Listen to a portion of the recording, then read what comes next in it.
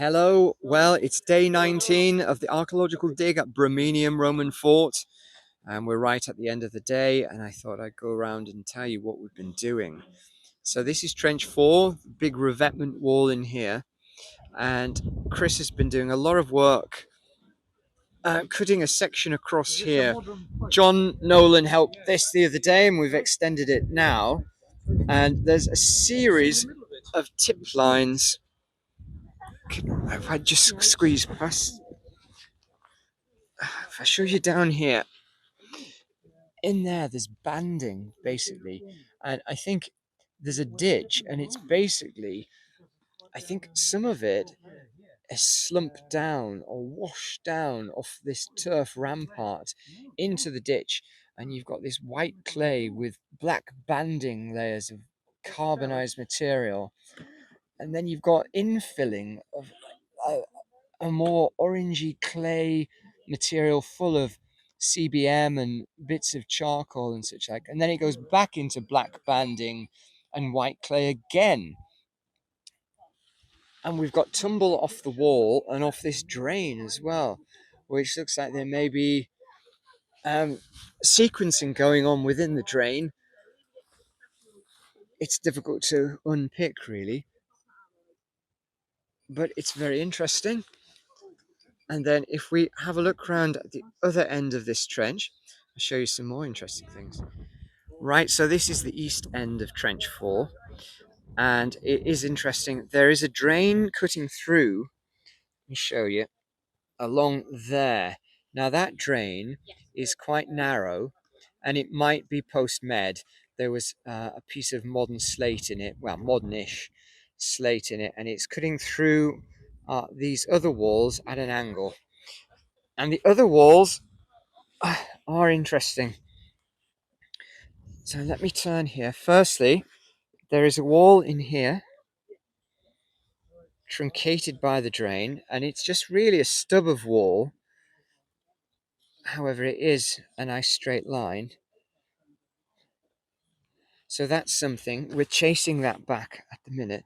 But when we turn, whoops, there is a line coming along here. So we've got another wall there, and that goes all the way up to the section. There's a little bit more to uncover. So is this another building adjacent to the revetment platform? It looks likely, unless it's some kind of other structure.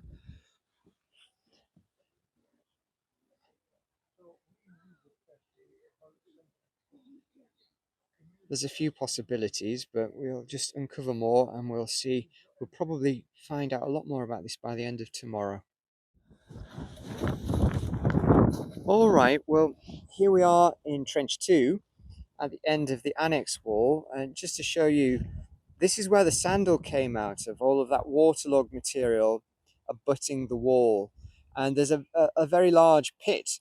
We had a little bit of rain last night, and it showed up the edges of this pit quite clearly. It's been cleaned again to right now, and it's not quite as clear as it was this morning, but nevertheless, you should be able to see the shape of that. Now it's odd because that pit seems to extend up and over part of the wall, so it is later than the wall, therefore. We're lucky Terry's back off his holidays. Hi, Terry. And Terry can explain everything in this trench now. Right. So we're going to walk around and just try and make sense of it. So, yeah, we've got the great annex wall here. Would you expect an annex wall to be quite that wide? It seems a huge undertaking. It is a very impressive one. They can be turf, they can be stone, so it's not out of the realms of possibility, but they have made a very good effort to build a very sturdy wall through that one. Whether it's built following the contours of a pre-existing hollow, or whether it's actually later subsided into the hollow of softer ground underlying it, we don't really know as yet.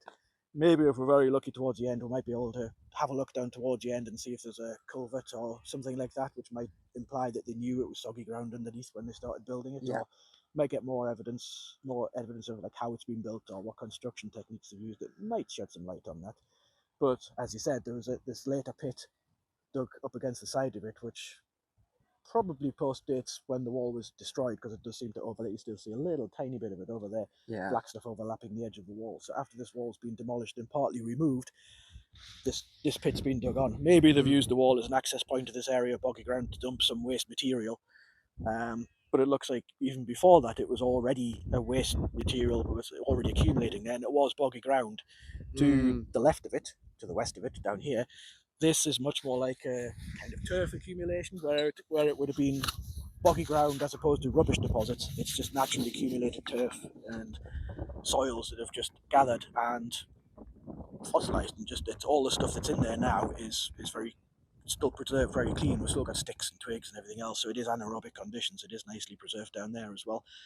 But that's been a long standing hollow. Now it could be that that hollow is there because there is a culvert coming through, there is a gap in the wall, and maybe the stones you can see at the back are starting to dip down because they're lining some kind of culvert or hollow going through the wall. Or maybe they have just everything's just subsided into a lower down feature under there. So it would be interesting to have a look. But Yeah, there was a drain I think we found we last did. year and the year before running Yes. east-west, but I thought it was a little further to the south. Maybe a touch, but it could. I mean, it is quite an extensive area of dropping Yeah, away ground yeah. there as well. But if we find this, if we're lucky enough to find any other walls anywhere else on the site that also seem to be slightly dropping on the same line as the drain, then that would prove it. But Yeah. time is pressing, so we don't know. But what we do have recently, as of today, is maybe the end of our building, our long-standing building that we've been digging repeatedly over the last few years. And yeah, so that's the actual return. So that's a return. That implies we've got the full extent of this building now. Yeah, at least on its long axis. On this axis at least, and it goes beyond the spoil heap we've got there, maybe by, off the top of my head, by another 10-15 meters or something. It's a big building. Maybe not quite that far, but it's a decent sized building.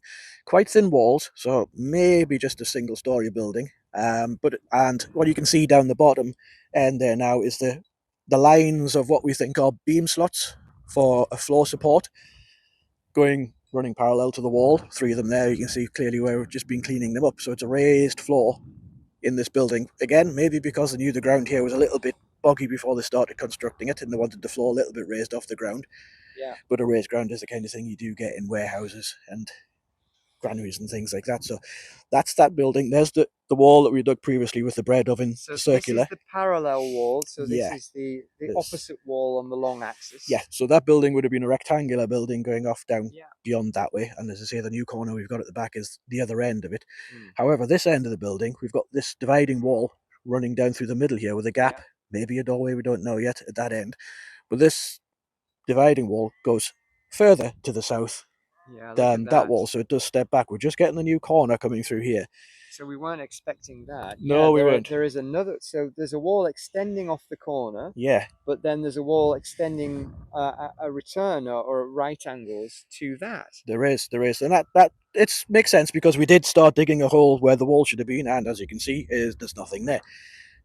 What we did get at this bottom under the plastic is the line of another timber, much like the ones over there, but this time running in a north-south direction as opposed to those ones that are east-west. So this is a separate room in the same building. So it's slightly different shape. So that timber there is running parallel to that wall. To the dividing wall, what we call the dividing wall. What that could be just means that this is a long building, but it's not necessarily one single structure, one single form all the way down. We could have warehouse loading bay at the far end that we dug previously, and this end could be other storage rooms or offices or whatever else. So we're just starting to uncover that bit now. I just say just starting. We've only got a few days left, but.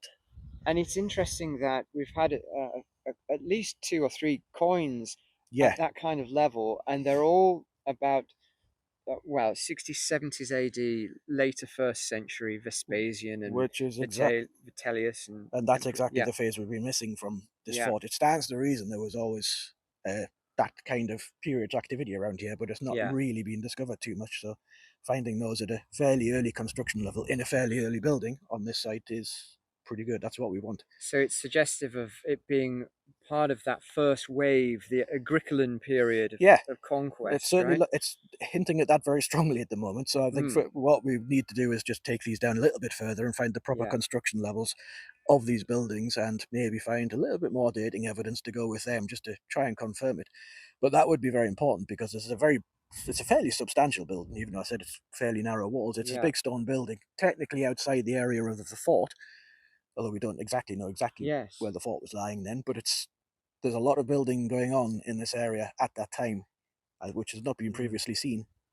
So when you look beyond the edge of the building, you see all of those what look like road surfaces, which is the metaling that they've put over the top after its demolition, right? Yes, And yes, there's several sequences of that, different levels. there are. Um, but that's not the level of the construction of that building.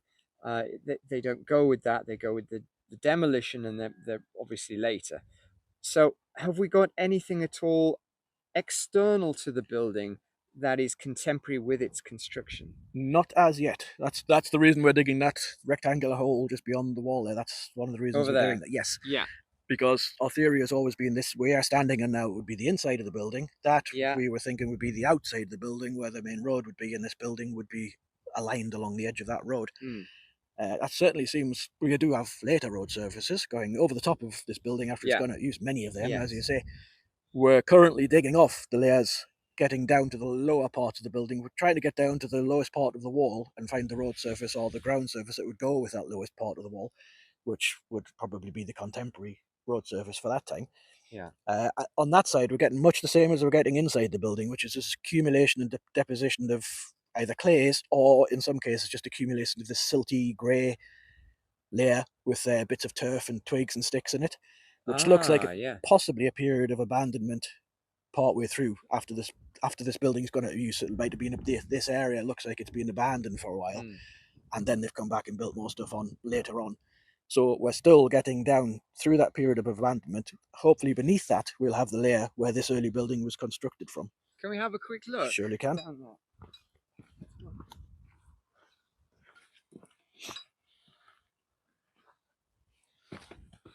So I see what you mean about a possible organic kind of grass layer, like Yeah, turf line there. you can smell organic smell when you start digging. It's soft and clay, and Yeah. we're getting twigs and sticks out of it. But that organic layer up against the wall, you can see on the right Mm. there as well. So that is accumulated after that wall's been put there, which means that this building, Yeah. this area has probably gone out of use, hasn't been built on, nothing's happened here for long enough for that amount of turf and soil to build up and accumulate in sticks and twigs and brush. And then they've come back later and put the metaling and the stones and everything you can see from the later surfaces on top of that. Fantastic. And then I was just looking at that very straight joint in the wall there. There is, there is. You wouldn't necessarily build a wall that way because it is a point of weakness. In fact, you can see in the wall itself there is a bigger gap there than there is in most of the rest of the wall. That could be where there was originally a doorway and they've since blocked it up. We don't have any doorways in this north wall as yet, which is maybe a little strange if it No, is you might facing onto a expect roof. them. Yeah. Yes, if it's facing onto a road, you're going to need some Yeah. way of getting into it. So we're just seeing the top of what's left of this wall. What we're not seeing in many cases is the face of it. And when you see the face of it, that's when you can see things like those straight joints, which might indicate where a wall's been rebuilt or patched or repaired further along in its life. So ideally, what we'd like to do is see a bit more of the length of this wall and see if we can see how the construction is all the way along. Is it the same kind of construction? Is the gaps, is the small blocks switching to big blocks? Has the wall been added to at some point in its life